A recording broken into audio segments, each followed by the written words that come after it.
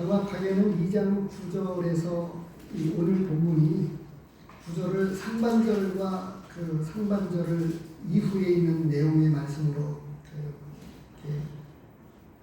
잘랐는데요. 주께서 경건한 자는 시험에서 건지실 줄 아시고까지가 지난 시간까지입니다.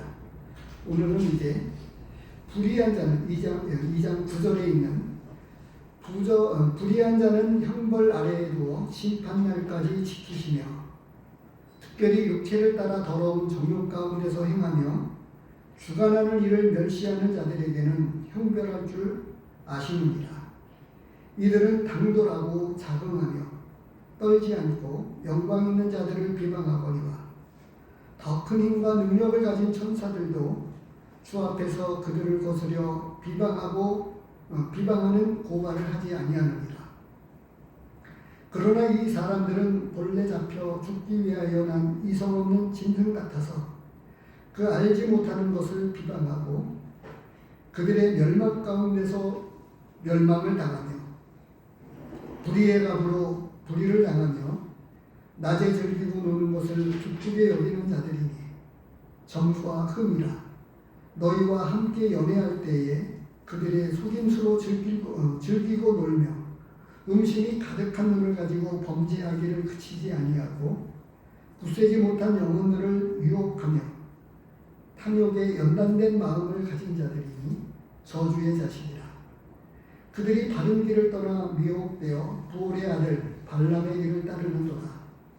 그는 불의의 삭을 사랑하다가 자기의 불법으로 말미암아 책망을 받되 말하지 못하는 나귀가 사람의 소리로 말하여 이 선지자의 미친 행동을 저지하였느니라.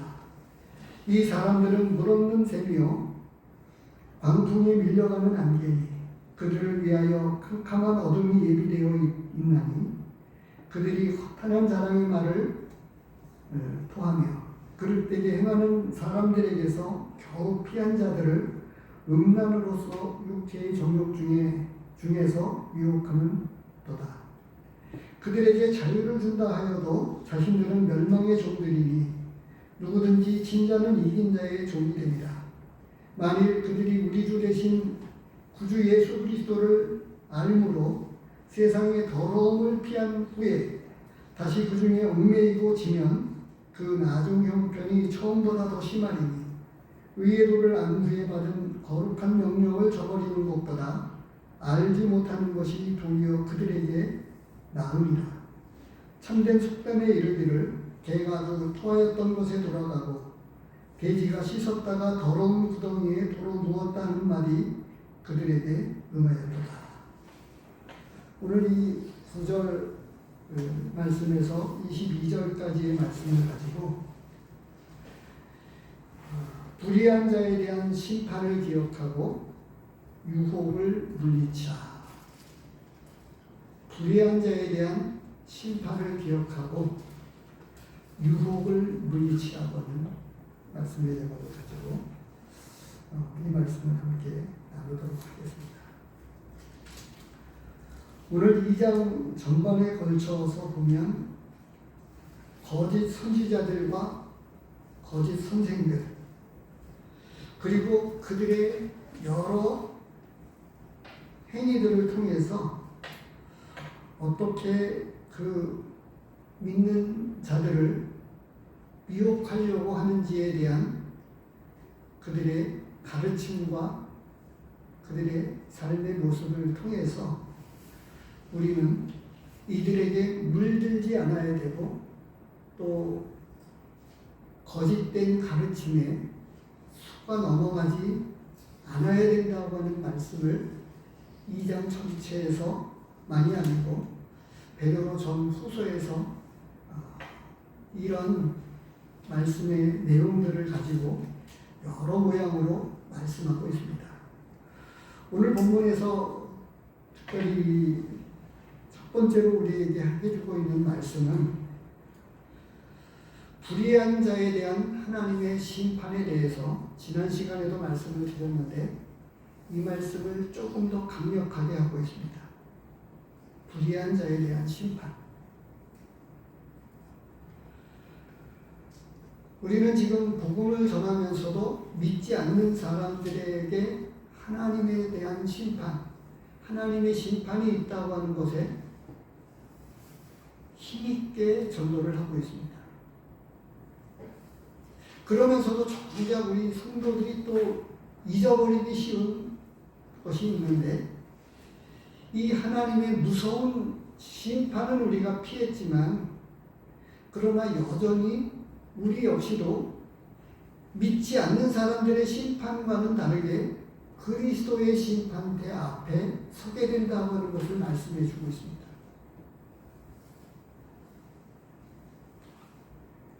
그러면서 우리는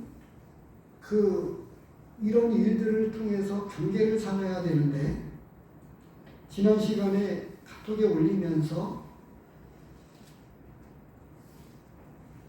똑같은 지옥이 아니다, 지옥이 똑같은 지옥이 아니다라고 하는 것을 말씀을 올리면서 제가 이 10절 말씀을 언급했던 적이 있습니다.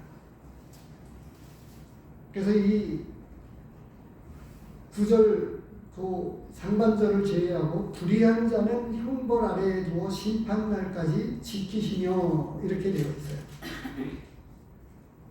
이 장 앞에서도 보면은 이 심판에 대한 이야기를 이 유다서를 제가 거론해서 언급을 했었죠. 애국의 심판이 있었고, 노아의 심판도 있었고, 소돔과 고모라 성의 심판도 있었다라고 하는 부분들을 이 2장 앞부분에서 바로 이 앞에서 이야기를 했었습니다. 근데 뒤에 와서도 그걸 이야기하면서 조금 더 강력하게 말씀하고 있는 거예요. 어떻게 강력하게 이야기하고 있느냐면 10절에서 특별히 육체를 따라 더러운 정욕 가운데서 행하며 주관하는 일을 멸시하는 자들에게는 형벌할 줄 아시느니라. 무슨 말씀이죠? 심판을 하는데 특별히 이러한 자들을 특별하게 다루신다고 말씀하고 있는 거예요. 특별한 심판으로 다루신다고 하는 것을 말씀해 주고 있다고 하는 겁니다. 그래서 우리는 너무나 단순하게만 알고 있어서 천국이 다 똑같은 천국이라고 생각을 하고 지옥도 똑같은 지옥으로 생각을 하는 거예요. 아닙니다. 해와 달의 영광이 다르고 별과 별들의 영광이 각각 다르다고 말씀을 하고 있습니다. 근데 똑같은 천국이라고 하면 구원받고 열심히 주님을 섬길 이유가 없지 않겠어요? 똑같은 천국이라고 하면. 믿지 않는 사람에게도 더 악한 사람들을 하나님은 더 무서운 심판으로 심판하신다고 하는 것이 없다고 하면 하나님은 공의로우신 분이 아닌 거죠. 하나님은 공의로우신 분이십니다. 그래서 하나님께서는 불의한 자를 형벌 아래에 두어 심판날까지 지키시는데 특별하게 다루는 사람들이 있다고 하는 것을 말씀해 주고 있는데, 육체를 따라 더럽게 정욕 가운데 사는 사람들, 그리고 또 하나는 주관하는 일을 멸시하는 자들에게 질서를 어지럽히는, 아니 권위에 도전하는 사람들을 하나님은 특별하게 심판하신다고 말씀해 주고 있습니다. 이런 부분도 교회 안에서도 마찬가지입니다. 교회 안에서 하나님이 히브리서를 통해서 사랑하는 자를 징계하신다 이렇게 되어 있는데요. 그런데 이 하나님께서 교회 안에 음행하고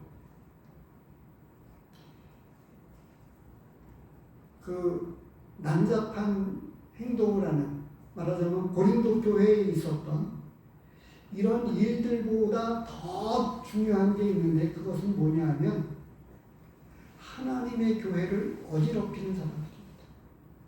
질서를 파괴하고. 이게 가장 더 큰 행위적 그 악행보다 권위를 도전하고 질서를 파괴하는 것이 더 나쁘다고 하는 거예요. 행위가 악하고 나쁜 것은 그 주변 사람들에게만 그래요. 근데 질서를 어지럽히고 권위에 도전하게 되면 어떻게 되죠? 전체가 무너집니다. 우리나라가 무법천지가 이루어지게 되면, 치안이 무너지게 되면 어떻게 되죠? 나라의 존립 자체가 위태롭게 됩니다.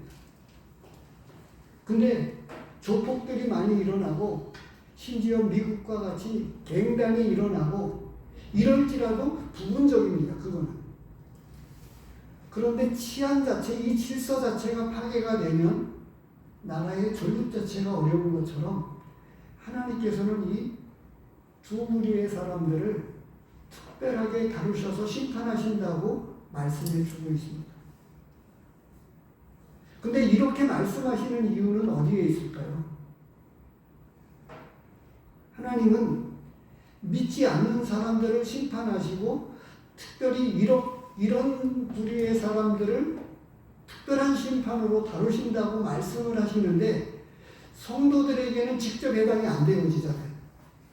구원받지 않은 사람도 아니고, 그리고 그런 삶을 살지 않는 저희에게는 전혀 해당이 없는 사실들을 왜 베드로 사도는 성령님을 통해서 이런 말씀을 후대에 믿는 사람들에게 이런 말씀을 우리에게 남겨주셨을까요?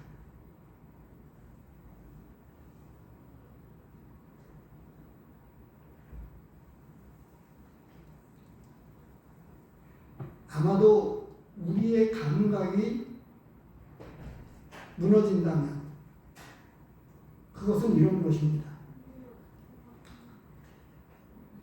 옆에서 사람들이 죽어서 나가는데, 불이 났는데 열차 사고로 끔찍한 인명피해가 일어났는데 내가 그것을 목격했어요. 그런데도 나는 그런 반응에 대해서 전혀 반응이 없다. 나하고는 해당 사항이 없으니까 나는 상관이 없다. 이렇게 한다고 하면 정상적인 사람이 아니잖아요. 마찬가지입니다. 구원받은 성도가 이렇게 하나님이 심판하시는, 그리고 더 악한 사람들을 특별히 심판하신다고 이렇게 말씀하시는 것에 대해서 우리는 심각하게 받아들여야 되고, 믿지 않는 사람들, 그리고 하나님 앞에서 악하게 사는 이것이 얼마나 큰 죄인가를 생각해 보면서 우리는 경각심을 가지고 하나님 앞에서 바르게 살아야 된다라고 합니다. 그 말씀을 하나님은 강도 있게 계속 말씀을 하시는데 어떻게 말씀을 하시느냐? 끝에 가서 22절을 보시기 바랍니다. 참된 속담에 이르기를 개가 그 토하였던 곳에 돌아가고 돼지가 씻었다가 더러운 구덩이에 도로 누웠다는 말이 그들에게 응하였도다. 여기까지 말씀하게 된 과정이 생기게 된 거예요. 왜냐하면 제가 이 높아심 때문에 다시 복음을 전하고 우리 성도님들에게 복음을 가지고 다시 복음을 전하게 되는 이유가 있습니다. 그리고 여러 지역교회에서 전도 집회를 하는 가운데서 성도님들이 같이 참석하는 이유는 뭘까요? 많은 교회에서 부도자들이 그렇게 많이 참석하지 않음에도 불구하고 전 성도들이 같이 참석해서 이 전도 말씀을, 전도 메시지를, 이 복음을 다시 듣게 되는 이유는 무엇 때문일까요?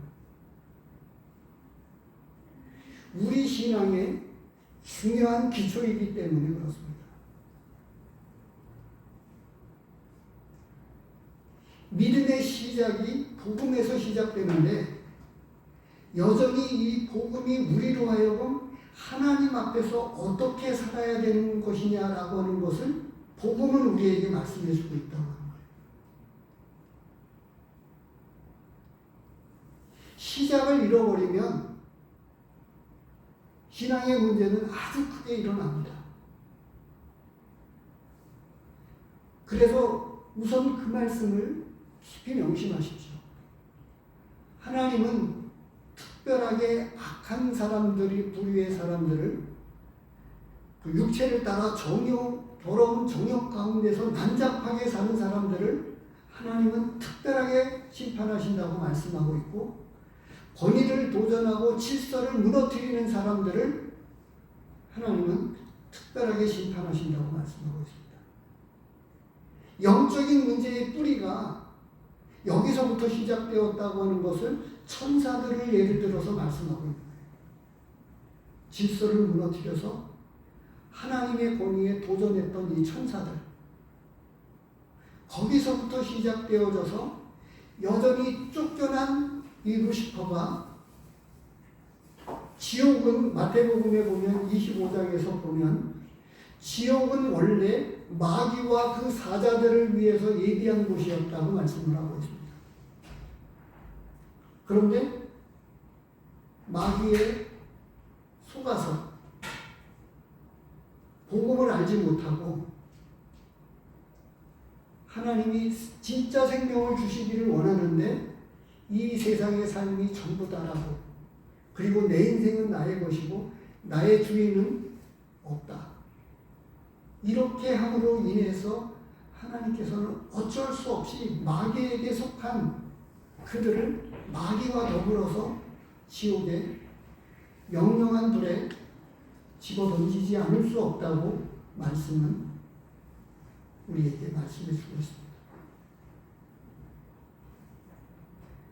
그래서 그런 사람들을 보면서 우리는 구원받은 이 놀라운 은혜가 그렇게 하나님 앞에서 그런 멸망의 구덩이에서 건져주시고 악하게 살 수밖에 없는 우리를 복음을 통해서 하나님의 은혜를 아는 사람들은 빚진 마음을 가지고 살 수밖에 없다고 말씀을 해줍니다.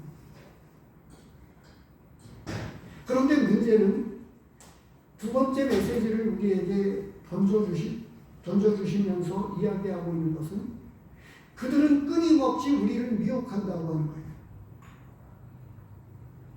말씀이 어떻게 되어 14절에 보시기 바랍니다. 음신이 가득한 눈을 가지고 범죄하기를 그치지 아니하고 굳세지 못한 영혼들을 유혹하며 탐욕에 연단된 마음을 가진 자들이다, 이렇게 말씀해요. 굳세지 못한 영혼들을 미혹한다고 하는 거예요.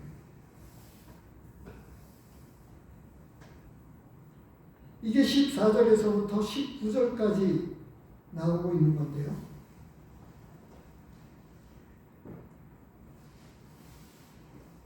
하나님의 말씀은 명확합니다. 이참에 이렇게 말씀을 드리면 복음은 너무나 분명하기 때문에 따로 말씀을 이렇게 안 드려도 다 알아요. 그런데 문제는 뭐냐 하면요, 미혹하게 되는 것에 대해서도 분별을 한다고 생각을 하고 있어요. 그런데 문제는 어디에 있냐면요, 이미 미혹되어 가고 있다고 하는 사실입니다. 제가 이렇게 말씀을 드리는 거는 우리의 신앙이 여전히 퇴보되고 있다고 하는 거예요.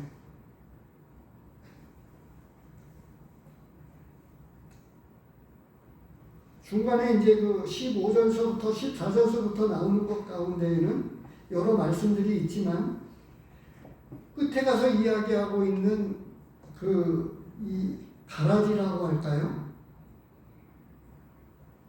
여기서는 어떻게 말씀을 하고 있습니까? 20절에 보면 만일 그들이 우리 주 대신 구주 예수 그리스도를 알므로 세상의 더러움을 피한 후에 다시 그 중에 얽매이고 지면 그 나중 형편이 처음보다 더 심하리니 이렇게 말씀해 주고 있습니다. 예수 그리스도를 알므로 세상의 더러움을 피했다. 이 말씀이 조금 어렵지 않습니까? 구원받은 사람이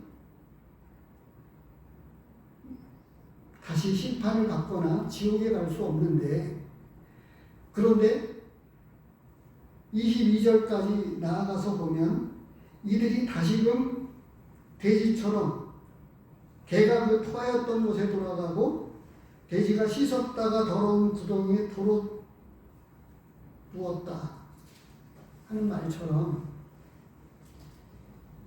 미혹되어져서 나중에는 배도하게 되는 배역하는 일들이 일어나는 것에 대해서 말씀을 해주고 있습니다. 그런데 이 사람들이요, 중간 과정에서 보면 알 수 없다고 하는 거예요. 예전에 농사 지어 보신 분, 우리 교회가 지금 이 자리에 혹시 있습니까? 예. 알곡과 쭉정이를 조금 알 수 있어요? 겉으로 봐서 알 수 있어요? 알곡과 쭉정이. 그거는 이제 알곡과 쭉정이는 확실하게는 붙이는데, 예? 거기서 결단이 되는 겁니다. 알곡은 거기에 바로 소복이 모이고, 예. 쭉정이는 멀리 날아간 겁니다. 네. 멀리. 추수 때 알게 된다고 하는 거예요. 추수 때. 알곡과 쭉정이는 모른다고 하는 거예요.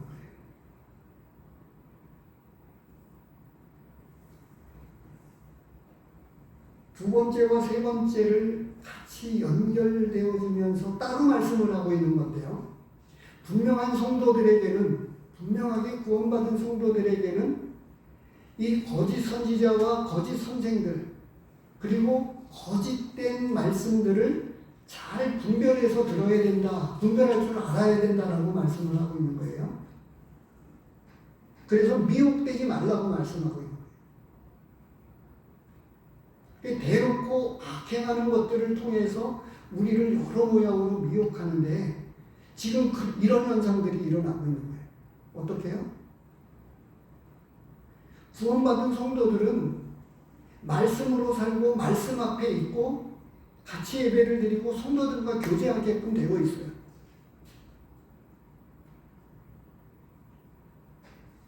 제가 지금 그렇게밖에 표현을 못 드리는 것에 용서해 주십시오.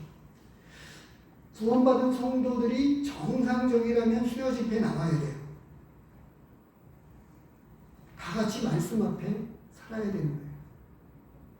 제가 이 말씀을 드리지만 전하기 전에 제가 이 말씀을 하나님 앞에서 받습니다. 그리고 전하는 것 이상으로 여전히 이 메시지는 저에게 더 많이 말씀해 주시고 있어요. 그런데 저는 제가 목회나 이 사역이라고 하는 것 자체를 안 해도 주님을 떠나서 저는 살 수가 없습니다.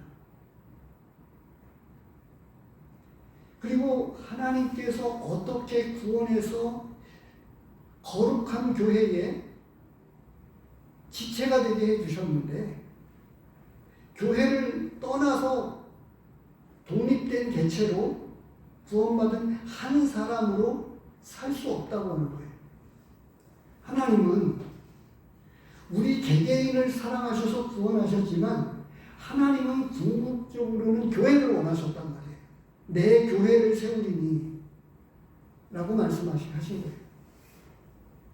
구약으로 이야기하면 아브라함을 부르셔서 한 민족을 이루게 하셨습니다. 동일하게 한 사람을 구원하셔서 하나님께서 원하시는 것은 교회를 원하셨어요. 그래서 각 은사별로 기능별로 일하도록 교회 안에서 주님을 섬겨가고 어떻게 복음을 전하게 하는지 혼자 독립적으로 전도하고 그렇게 하지 않게 하시고 연합해서 한 지체가 되어서 하나님의 가정이라고 하는 이 교회를 통해서 하나님은 일하시도록 그렇게 말씀을 하고 계시는 것입니다.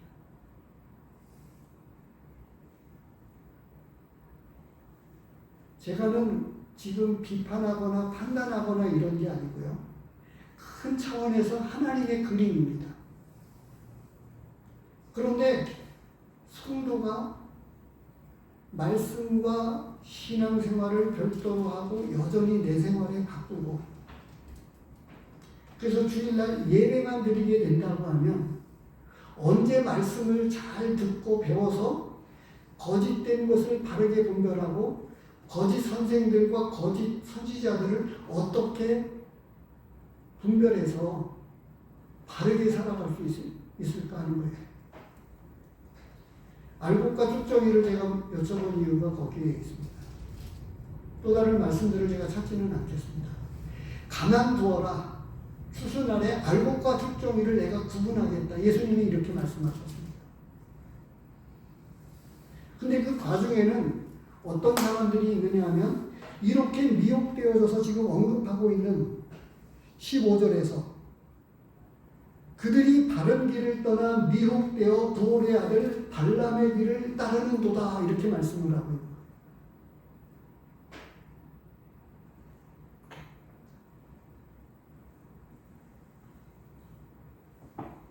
그래서 20절 말씀이 이 사람들이 원래 구원받지 않았는지 모르지만 구원받은 것처럼 여겨져서 여전히 우리는 구원받았다고 하는 전제하에 칭해주고 성도로 영접을 했지만 모른다고 하는 거예요. 제가 그래서 성도님들과 개인적으로 교제할 때 그런 걸 여쭤본 적도 있었습니다. 먼저 번에 언급도 했었는데요. 그건 뭐냐면 구원받았다고 하고 난 이후에 얼마나 많은 분들이 교회를 떠났느냐고 하는 거예요. 굉장히 많은 분들이 교회를 떠났습니다. 그래서 제가 언급하고 싶은 우선 말씀들을 찾아보면서 제가 몇 구절 말씀드릴게요. 마태복음 12장입니다.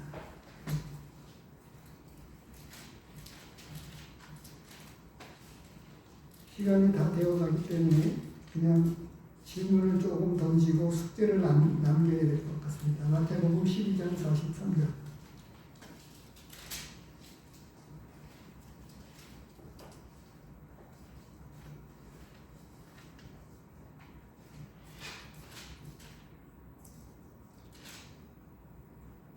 더러운 귀신이 사람에게서 나갔을 때 물 없는 곳으로 다니며 시비를 구하되 쉴 곳을 얻지 못하므로 이에 이르되 내가 나온 내 집으로 돌아가리라 하고 와보니 그 집이 비고 청소되고 수리되었거늘 이에 가서 저보다 더 악한 귀신 7을 데리고 들어가서 거하니 그 사람의 나중 형편이 저보다 더욱 심하게 되느니라. 이 악한 세대가 또한 이렇게 되리라. 그래서 어떤 경우는 이렇게 표현을 했습니다. 개심을 했으나 중생하지는 못했다. 마음을 고쳐서 먹고 이제 예수님을 믿어보겠다고 했지만 그러나 성령으로 분명한 거듭남의 체험은 이루지 못했다. 이런 경우예요.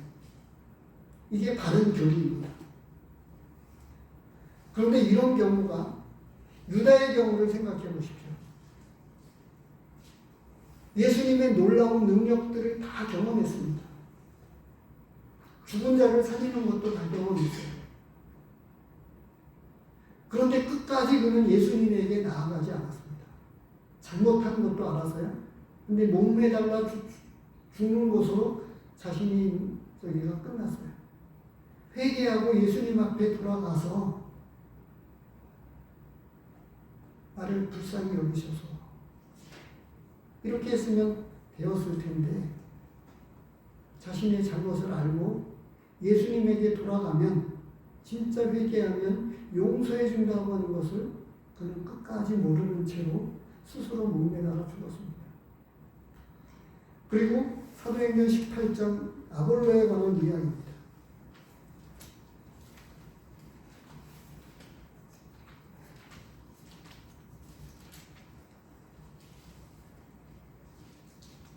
(18장 24절에서부터) 나오는 이야기인데요.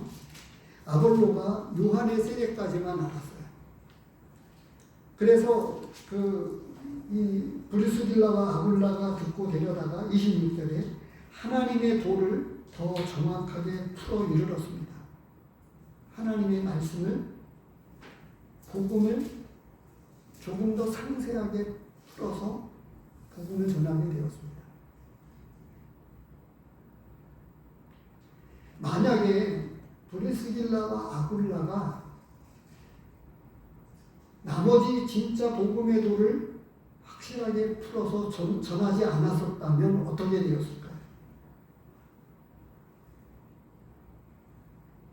이전까지만 하면 구원받은 사람인지 안 받았는지를 구분할 수 없다고 하는 거예요. 어떻습니까? 25절까지의 상황을 놓고 보면 다른 제자들과 구분이 안 된다고 하는 거예요. 그가 일찍이 주의 도를 배워 열심으로 예수에 관한 것을 자세히 말하며 가르치나 요한의 세례만 알따르니라. 그랬습니다. 제가 시간이 없어서 여기서 마쳐야 될 것 같은데요. 우리 교회에 아볼로와도 같고 유다와도 같고 상황은 조금씩 다르지만 아볼로가 더 나은 경우일 수 있을까요? 유다보다는 낫겠죠. 근데 만약에 요한의 세례까지만 알고 진짜 하나님의 도를 정확하게 제대로 다 몰랐을 때에는 그도 구원받지 못했을 거라고 하는 것입니다. 그 이외에도 여러 말씀들이 있는데 히브리서에서나 지금 이 베드로 후서에서도 예수 그리스도를 알므로 변화된 삶을 사는 것처럼 살다가 다시 되돌아간다고 하는 거예요. 아직은 다 모른다고 하는 거예요. 진짜라고 하면 우리 안에 계신 성령이 그렇게 살지 못하도록 내버려 주시지 않으시는데 하나님은 어떻게 해요? 오늘 제가 카톡에 올린 대로 강하게 하시고 붙드시고 역사하셔서 하나님은 징계하시면서까지 가르치셔서 그런 삶을, 말씀 없는 삶을 살지 못하도록 내버려 두시지 않는다고 하는 거예요. 정상적인 신앙인이라고 하면 말씀 안에 살도록 하고 시간이 허락되는 한 주님과 동행하면서 살게 하고 주님을 위해서 살게 하는 것이 진짜 생명을 가진 사람들입니다.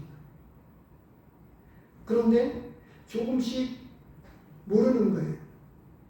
그래서 높아심에서 진짜 염려가 되어서 진짜 구원받은 생명은 우리 안에 있는 복음 자체가 다른 사람을 섬기게 만들고 예수님을 그리고 우리 하나님을 예배하면서 말씀을 가지고 살아가도록 역사하시는데 구원받은 성도가 구원받았다고는 하는데 말씀대로 살지 않고 말씀을 떠나서 살면서 어느 틈엔가 세상 사람인지 구원받은 성도인지 잘 모르는 경우. 그래서 정확한 거는 주님이 아시는데 병들었거나 아니면 구원받지 않았거나 배도하는 경우를 특별한 예를 들어서 말씀을 하시지만 많은 구약의 이스라엘 백성들의 모습을 보면서도 신약 성경 전체가, 아니 구약 성경에서도 말씀하고 있지만 진짜 믿음의 성도는 말씀대로 살 수밖에 없습니다. 우리 안에 계신 성령님께서 그렇게 역사한다고 합니다. 우리 지존옥 자매님 말씀을 드리면서 제가 마쳐야 될 것 같은데요. 자매님이 그런 중에도 교회만 가면 평안하다는 거예요. 이해하실 수 있겠습니까? 안투병하면서 온몸에 그렇게 되었는데 교회 나가고 주님 앞에 나가면 힘이 나고 마음의 평안을 얻고 안 나갈 수가 없다고 말씀을 하십니다. 이게 복음의 능력입니다. 그래서 진짜 성도는 깨어서 말씀을 들어서 정신을 차려야 되고 미혹되지 않아서 세상은 그렇게 가만히 속여서 우리로 하여금 흐리멍텅하게 살고 복음을 떠나서 살고 말씀을 떠나서 살도록 유혹하는데 이미 그 유혹에 많은 성도들이 많은 교회가 잠들어서 어떻게 됩니까? 오늘날 수요일과 금요 기도회는 죽어 있는 거예요. 그리고 바쁘게 살도록 만들어서 맞벌이 하면서 그러니까 정신 못 차리게 하면서 그러는 사이에 사단은 말씀을 잊어버리게 만들고 주님 바르게 진짜 신앙생활하는 것을 잊어버리게 만들어서 근데 우리 안에 계신 성령님은 그렇게 살지 못하도록 징계하시고 가르치셔서 어떻게 정신 차리게 합니다. 그게 저희고 제 아내입니다. 어떤 고난을 통해서 그런 상황들을 통해서 하나님은 우리의 신앙이 자라도록 만들고 계속 내버려 두게 하지 않으십니다. 이런 숙제를 안으시고 높아심에서 혹 오해가 되어지지 않기를 바라면서 우리 성도님들이 정말 이런 미혹되어지지 않는 신앙을 가지고 깨어서 주님을 잘 섬기시게 되기를 주님의 이름으로 축복합니다. 기도하겠습니다. 아버지 하나님